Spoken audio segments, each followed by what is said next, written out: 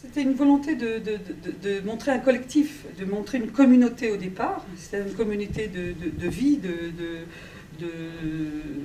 d'action aussi, puisqu'ils ont un certain nombre d'actions, une communauté des sentiments, et pour aller de cette communauté à effectivement une histoire plus particulière entre les deux mondes. On aurait pu suivre un autre couple. Si on suit ce couple-là, c'est qu'elle est plus singulière. C'est qu'effectivement, elle pose tout à coup un problème de la présence interdite d'un corps. Et qu'est-ce que ça veut dire aujourd'hui, la présence interdite d'un corps, et donc d'un amour. Et donc, comment... Ça pose aussi la question de jusqu'où va le contrôle.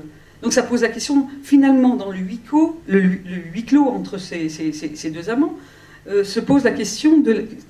Quelle société? Parce qu'on pourrait dire on est retiré du monde, et en même temps, cette chambre est le reflet de quelque chose du monde à l'extérieur, qui est un monde où serait interdit, et donc mise en contrôle, une histoire d'amour, aujourd'hui. Ce qui est qui peut paraître aberrant. Donc effectivement, il y a cette... et d'ailleurs, le contrôle surgit dans l'appartement. Les deux flics arrivent. C'est-à-dire qu'il va y avoir ça... Donc ça c'est... Il y a le monde extérieur, où effectivement on entre dans un certain nombre d'actions. Il y a l'appartement après, où on se retire non pas de l'action, mais on se retire de la surveillance, puisqu'on va voir que cette ville est une ville surveillée. Hein, on verra à la fin dans le commissariat combien de fois Carmen a été...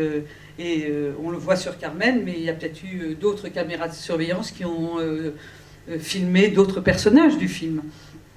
Donc on voit cette deuxième chose. Et pour moi, c'est moins une nuée que des histoires diverses qui se croisent, qui se frôlent, et qui en même temps est une manière de résister. Cette manière de prendre soin du sentiment est une manière aussi de résister. C'est-à-dire qu'ils vont au bout de quelque chose dans leurs histoires. Et ça, c'est plus dans ce sens-là que les choses se sont construites, en tout cas pour moi, pour arriver après cette chambre qui est complètement un lieu clos, mais qui est le reflet d'une espèce de malédiction de la société à laquelle ils essayent d'échapper. Et cette malédiction, c'est effectivement comment le contrôle, comment la technologie peut effectivement les surveiller les corps, s'emparer des corps, mais s'emparer aussi de la pensée, s'emparer des sentiments, Et c'est ça qui le protège. C'est ça, c'est ce huis clos. Il y a peut-être des questions? Oui, vos questions. Justement, en parlant de huis clos, parce qu'on parlait aussi d'Antigone, c'est aussi la façon dont Antigone est traitée à la fin, où elle est emmurée. Donc, dans le film, je pensais justement... Voilà, comme ça, on m'entend. Donc, le film, en gros, c'est peut-être aussi une interprétation de la tragédie Antigone, justement, de cette pièce tragique. Et puis, justement, comme on parlait aussi, on disait au début, où on a du mal à se situer dans le temps, on voit quand même, par rapport à la première scène avec la fille qui marche dans la rue, et qui son monologue, on sent qu'il n'est pas, comment dire, réaliste, c'est pas quelque chose qui arrive dans la vraie vie. Donc on sent quand même que c'est une actrice de théâtre, et puis justement quand il y a le garçon, le guitariste qui vient la rejoindre et qui justement lui dit qu'est-ce que tu fais, arrête de rabâcher ton texte. Voilà, exactement. Donc on comprend tout de texte. suite, voilà, exactement. Donc on est mis justement sur dans cet univers justement où les gens qu'on va voir par la suite, on sait que ce dont ils parlent, même leur façon de jouer, c'est pas une façon, on verra pas un acteur dans un autre film par exemple, jouer de la même façon et parler de la même façon justement. Donc il y a ce rapport avec le théâtre qui est gardé quand même pendant tout le film et qui peut justement faire, comme on a dit, allusion à la tragédie grecque et puis nous faire penser justement à cette réinterprétation d'Antigone. T'as une question? T'as pas de question? Sinon, question non, en fait, je fais juste des constats.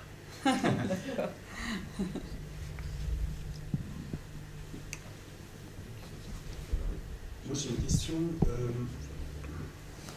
en référence à Paria et la question humaine.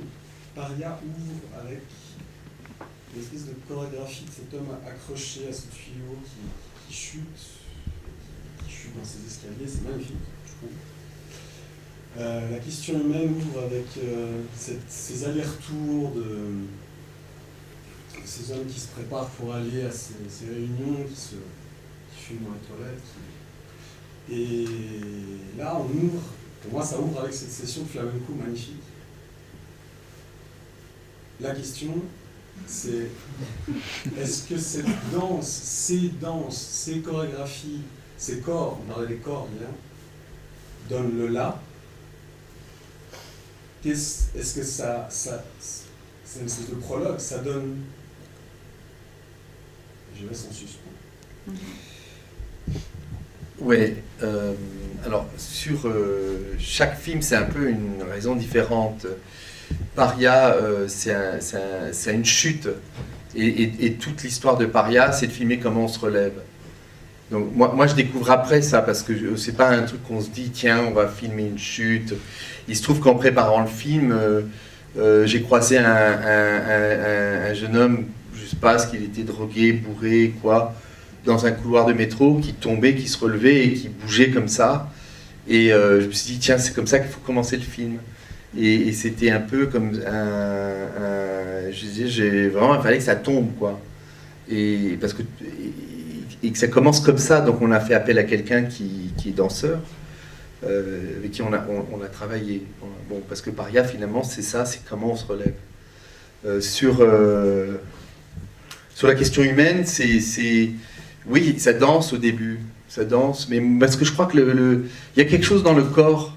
Bon, Elisabeth a un rapport à la parole et à la langue qui est très fort, et je crois qu'il y a quelque chose qu'il faut placer tout de suite dans les films qu'elle écrit, en tant que metteur en scène, parce que je suis metteur en scène des films, je les écris pas, c'est donner tout de suite la place au corps, parce que sans corps, il n'y a pas de parole.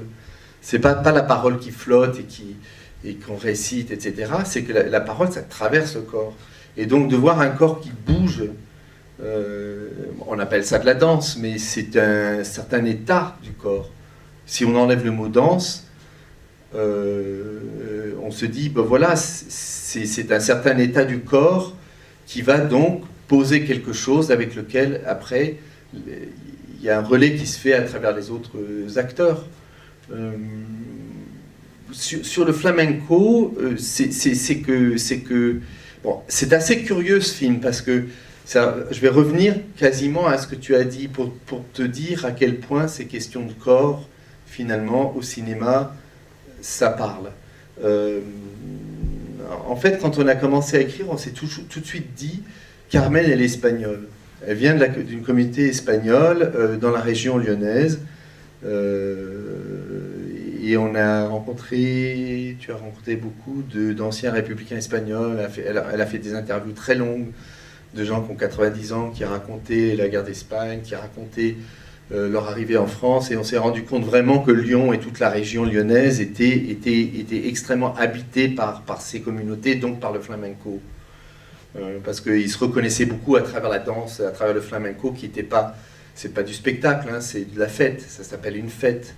C'est une manière de fêter. Et la danse que fait Andrés Marín dans le film, c'est une danse qu'il a créée à partir sur la guerre civile. Donc on lui a parlé du film qui s'ouvrait et que le film parlait de guerre, etc. Et il a dit, mais moi je propose de faire quelque chose comme ça sur la guerre civile. Mais c'est toujours lié à la fête. Et ce que je trouve absolument incroyable, ce qui fait que parfois je dis qu'Elisabeth est une médium et qu'elle a ce truc de travailler, c'est un peu une blague, mais c'est pas tout à fait une blague, c'est que cette communauté espagnole, etc., quand vous entendez à un moment donné Jamel dit oui, on va pouvoir on va pouvoir aller à Tunis, et puis elle dit ah, ben, on pourra revenir par l'Égypte. C'est qu'au fur et à mesure de l'écriture et du tournage du film et du montage du film, il s'est passé toutes ces choses avec les jeunesses dans les pays arabes et à Madrid avec les indignés, donc directement les familles de Carmen, quoi.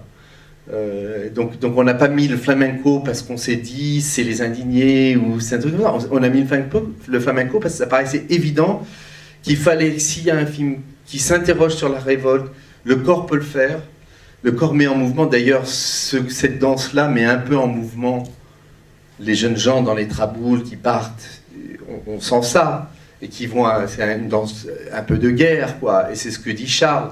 Il dit on va faire la fête. Parce que ce qui est très fort chez les indignés, et c'est ça que les journalistes ne comprennent pas du tout, c'est que les indignés ne sont pas là parce qu'ils ont des idées, ils sont là parce qu'ils sont là, et qu'ils fêtent, qu'ils sont là, et qu'ils ne sont pas d'accord avec la manière dont le monde s'organise. Mais ce n'est pas parce qu'ils ont des idées politiques à défendre, c'est quelque chose de beaucoup plus proche de la question de la fête. Parce que la fête est profondément une affaire révolutionnaire et très concrète de présence, de corps, de désir, et d'être là, quoi. Donc la première partie du film est portée par cette idée de fête, d'ailleurs, sauf que c'est une fête un peu crépusculaire, parce que l'Europe, on est dans un truc crépusculaire, et qu'on ne veut pas mentir avec ça, on veut pas dire, voyez, c'est simple, il suffit de dire, Pétain revient, t'as oublié tes chiens, il suffit pas de dire comme Jamel, on vit dans un seul monde, le Marocain qui travaille dans la rue, il ne suffit pas de lire Badiou, il ne suffit pas de sortir des trucs qu'on a lus dans des bouquins et que ça fédère tout le monde. Il y a quelque chose de beaucoup plus profond qu'il faut trouver. Et cette chose profonde qu'il faut trouver a à voir avec les sentiments, l'engagement qu'on peut avoir les uns avec les autres. Comme dit Hussein à un moment donné, entrer dans tomber amoureux d'un étranger, c'est entrer dans son combat. Et ça, il ne voulait pas le faire subir à Carmen. C'est certain qu'aujourd'hui, les techniques de contrôle sont extrêmement précises et qu'on peut tout à fait isoler quelqu'un dans une société et faire que cette personne ne peut plus avoir de rapport avec les gens autour de lui. En commençant par des questions administratives, ça se prolonge par des questions financières, ensuite par des questions de qu'est-ce qui se passe dans les amitiés, etc. Donc là, je parle de beaucoup de choses en même temps, mais c'est pour te dire que quelque chose du corps est complètement en jeu aujourd'hui, à qui nos corps appartiennent, s'il nous appartient à nous, si ton corps t'appartient, si le mien m'appartient vraiment, comment peut-on accepter qu'on puisse être contrôlé par des caméras qui pourraient un jour nous renvoyer une image en disant vous voyez là, vous étiez ami avec telle personne, cette personne est un ceci ou un cela, donc vous êtes suspect, donc enfin, la biopolitique, bon après on peut élargir vers d'autres choses, peut-être la danse parce que la biopolitique, parce qu'un film comme M'abuse, ou là je vais revenir dans l'histoire du cinéma, mais bon, enfin, je fais ça sans arrêt, donc c'est peut-être, je sais pas, ça va peut-être ennuyer c'est quoi, comment prendre le pouvoir sur le corps des autres. C'est ça le vaudou aussi dans le film, c'est-à-dire comment Julio, il est arrêté dans le métro, c'est vrai qu'on ne le montre pas, c'est vrai que ça passe par la parole, on le raconte, il le raconte, mais les effets de ça se voient sur son corps. Il est arrêté dans le métro, Julio, il est mineur, mais la police ne veut pas accepter l'idée qu'il soit mineur, il l'amène à l'hôpital pour faire des contrôles osseux, donc il y a des rayons X, il y a les femmes qui regardent ses poils, son sexe, et qui à la suite de cet examen, décrète qu'il est plus âgé. Donc comme il est plus âgé, la police va pouvoir le renvoyer en Afrique. Et du coup, lui, à ce moment-là, il sent que quelque chose est rentré en lui la peur, quoi, la peur tout simplement, et que cette maladie qui arrive, qui s'appelle la narcolepsie, ou qui est une maladie qui, maintenant, ce qu'on a vu des avocats qui travaillent avec les sans-papiers, et ils nous expliquaient que il y a des nouvelles maladies qui apparaissent depuis quelques années, qui est la narcolepsie, à cause de la peur, les jeunes, les enfants particulièrement, leur corps s'effondre, quoi. Ils s'endorment 20 fois par jour. Et on s'est dit que c'est cette narcolepsie qu'avait Julio à cause de ces machines qui regardent dans son corps. Ben, peut-être qu'on aurait envie de travailler sur quelque chose de très primitif à partir de ça, que lui vit ça comme un envoûtement, et que donc pour sortir de ça, il passe par le vaudou, quelque chose qui va conjurer donc par un savoir autre, par une magie noire, qui va conjurer cet état et le ramener lui rendre sa santé, quoi. Parce que ça touche vraiment profondément à l'intérieur du corps. C'est pas une chose qui touche le corps simplement, c'est pas une blessure, c'est plus qu'une blessure, c'est une prise de pouvoir d'une puissance, d'une volonté sur une autre, une puissance qui a tout pouvoir avec la technologie, contre des corps qui n'ont aucun pouvoir, autre que celle de leur survie et de leur solidarité. Il y a des gens, il y a des chasses à l'homme en ce moment, et une manière de définir qui sont les proies. Comment peut-on définir un homme que l'on peut chasser et expulser? C'est des chasses à l'homme, c'est très ancien, c'est très primitif, c'est pas un truc qui date d'aujourd'hui, ça s'est passé dans toute l'histoire depuis longtemps. Et ça prend des formes aujourd'hui que la technologie permet de prendre et qu'elle ne pouvait pas prendre à l'époque des nazis ou avant.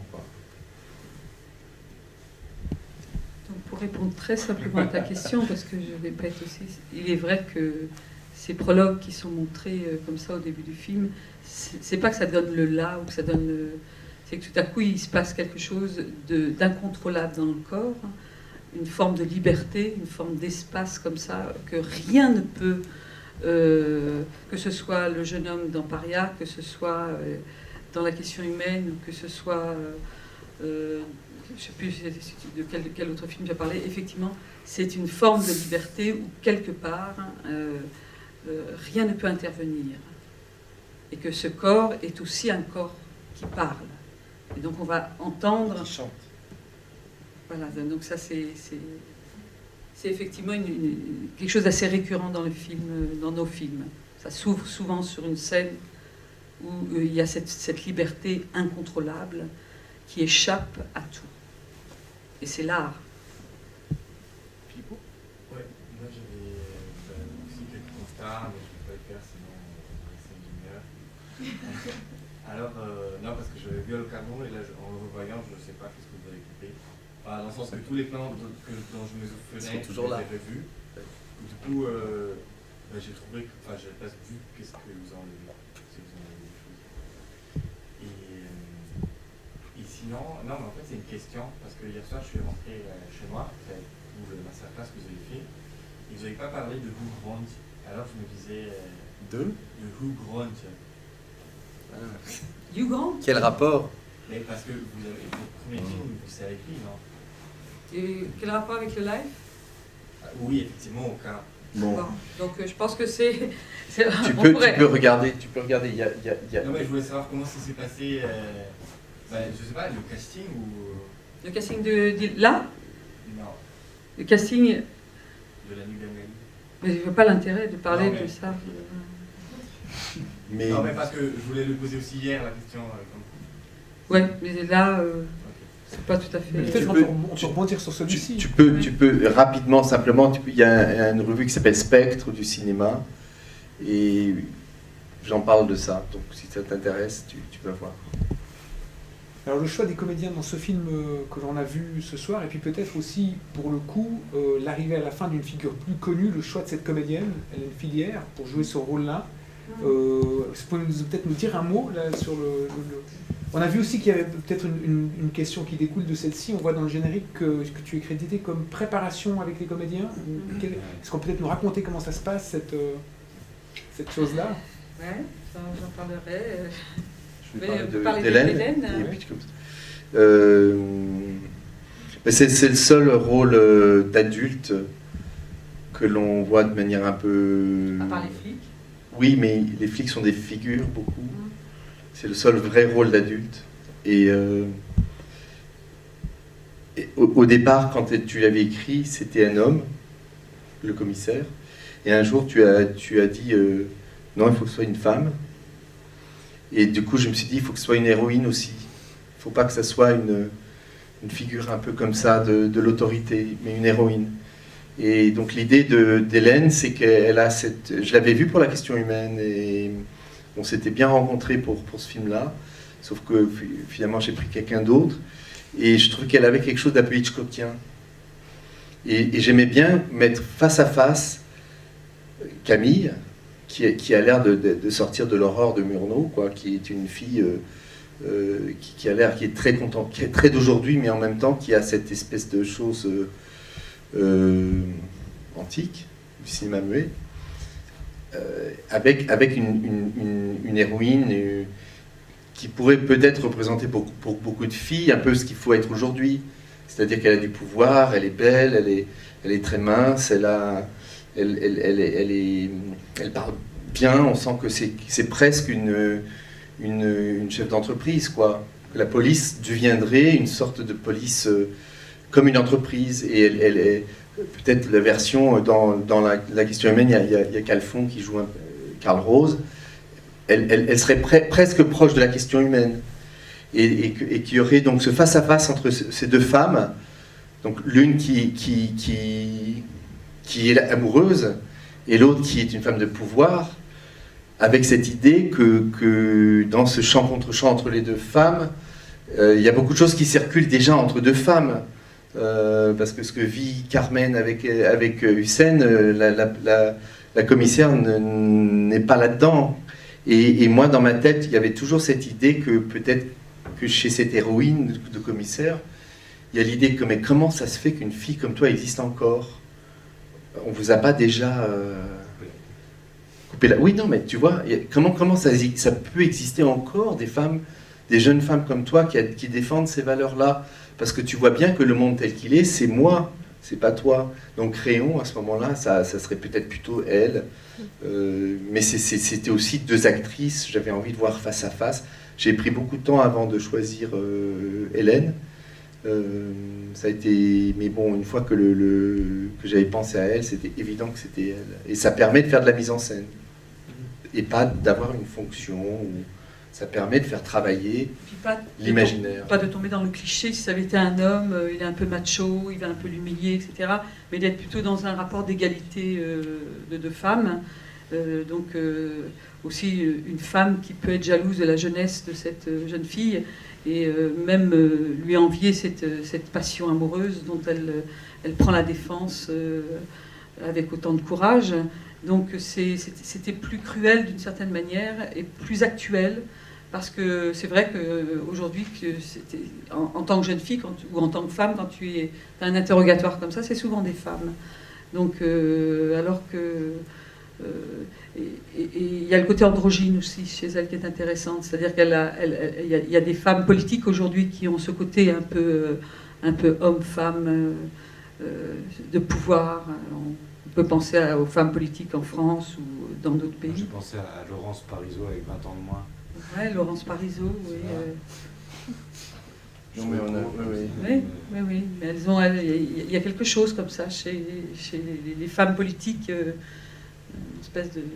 Nathalie, je sais pas comment. Kosciusko-Morizet, ouais. On parlait de... Mais par exemple, ces téléviseurs sont venus... Enfin, pour nous, on s'était dit, si la police était vraiment... ce qu'elle sera, rien ne les empêche de commander à un artiste contemporain une installation policière avec les caméras de surveillance. C'est-à-dire c'est presque une installation d'art plastique, quoi. C'est super clean, c'est très bien dessiné, ça se découpe dans l'espace, comme on peut voir dans des musées. Et c'était l'idée de ça aussi, trouver la femme qui pourrait être crédible face à ça. donc qui elle-même aurait un peu ce truc-là de plastique, quoi. Alors, la phase B de ma question, qui était le travail de préparation avec les Ah comédiens. oui. Oh, le travail de préparation, c'est qu'effectivement, toi tu as parlé de réalité, c'est pas la réalité parce que en général les choses sont plutôt très réelles, mais c'est plutôt une forme de naturalisme vite fait, bien fait, qu'on nous fait croire que c'est ça le vrai dire, le parler vrai de ce naturalisme-là. Effectivement, souvent les acteurs, quand ils passent du théâtre au cinéma, ils pensent que dire un texte pour le cinéma, c'est essayer de parler comme quand ils sont dans un bistrot avec les copains. Alors qu'effectivement, on n'est pas dans un bistrot, on n'est pas avec les copains et qu'on a un texte à dire. Donc à partir de là, il ne faut pas non plus jouer avec ça et que ça prend beaucoup de temps à des acteurs de théâtre et aussi à des non-professionnels d'essayer de faire le trajet vers une intériorité qui ne se compose pas malgré un texte écrit. C'est-à-dire comment un texte écrit peut être adressé et non pas intériorisé psychologiquement, mais être une forme d'adresse. C'est-à-dire que les personnages dessinés psychologiquement, de façon psychologique, ne m'intéressent pas, parce que je n'y crois pas, parce que j'en avais parlé hier avec les acteurs, d'ailleurs, que c'est une sixième variation déjà vue, etc. Ce qui m'intéresse, c'est comment le texte devient une matière qui représente des forces contradictoires ou des choses dans les personnages, des forces qui s'opposent, des forces qui les tourmentent, ou qui leur donnent de la joie, ou qui les aident à aimer, et non pas un texte qui raconte un trait psychologique ou un rapport, voilà.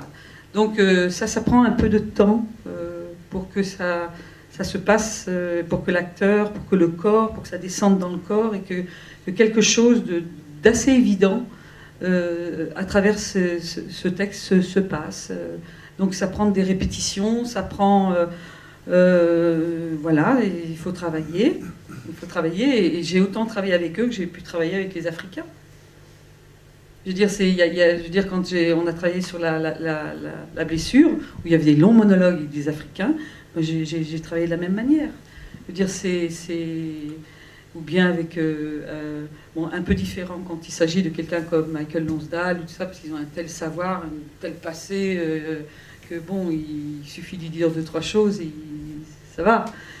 À part les problèmes de mémoire un peu quand il sait qu'il va être pris en plan séquence et que il a des problèmes de mémoire et que bon, c'est tout. Mais voilà, donc c'est... Moi, ça me permet d'observer tout ce travail. On travaille beaucoup, voilà. Qu'elle fait pour que je prenne la relève à un moment donné. En général, j'aime bien les grandes salles où il n'y a rien du tout. Et on travaille beaucoup avec le corps d'abord, c'est-à-dire avec des objets, avec des choses, à construire des choses, leur demander... c'est muet au départ, et puis petit à petit, ils doivent faire beaucoup de choses compliquées avec les objets, tout en disant le texte, tout en s'adressant à l'autre, mais sans le regarder. Enfin, voilà, on travaille sur dissocier le corps et le texte, par exemple. Voilà, c'est tout un travail de préparation, et petit à petit, on arrive à dire le texte. Et j'aime bien aussi que ce soit qu'on travaille sur la mémoire. Quand ils disent je ne sais pas, je ne connais pas, je dis mais non, tu laisses le scénario, ça fait déjà 6 mois qu'on est là, maintenant ton personnage, qu'est-ce que tu te rappelles? Donc travailler sur des bribes de souvenirs, travailler sur la mémoire. Et petit à petit, voilà, c'est comme ça que ça vient, et petit à petit, le texte devient complètement incarné, et il parle, ça devient leur parole, leur adresse, leur manière de s'adresser aux uns et aux autres. Voilà, trouver quelque chose qui soit débarrassé d'une lourdeur, d'intention. Sur un tournage, il n'y a pas le temps de faire ça du tout. On commence à tourner, il faut qu'il soit déjà dans un état particulier. Moi, je dirais, c'est même pas un état particulier, ce qu'on disait hier, c'est une détente, une disponibilité, un lâcher-prise. Justement, le moment du tournage, surtout, c'est pas c'est pas le moment grandiose de faire du cinéma. C'est ce qui s'est passé avant, c'est ce qui va...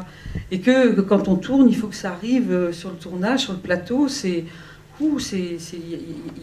pas le grand cinéma qui arrive et c'est extraordinaire, on va dire, il y a les caméras, il y a tout ça. Non, il faut qu'ils arrivent là avec beaucoup d'humilité et il se passe rien de particulier, qu'il y a une caméra, il y a quelques câbles un peu partout, il y a des micros, il y a des gens qui s'occupent de leur affaire, c'est comme de l'artisanat, et puis l'acteur, il n'est pas là, bon, il y a quelques lumières, on essaye en général que ce soit pas... Justement, c'est pour ça qu'on choisit des caméras qui sont très sensibles pour pas qu'ils sentent dans les projecteurs. Et puis voilà, il n'a pas plus à faire. Par contre, ce qui s'est passé avant, là, il a ramé. Mais là, il doit être...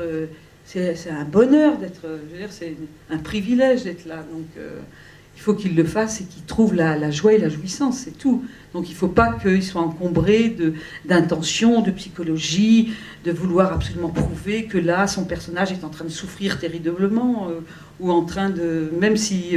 Par exemple, Charles, il veut suicider, et quand il dit à Carmen, tu sais, le soir où tu étais à la manifestation, j'ai voulu mourir. Je veux dire, ça pourrait être une scène, mais grotesque. Je crois que tu ne peux pas dire à quelqu'un que tu as voulu mourir et que si l'acteur avait envie, à ce moment-là, de montrer combien il souffre, je crois qu'on serait tous à se tordre de rire, quoi.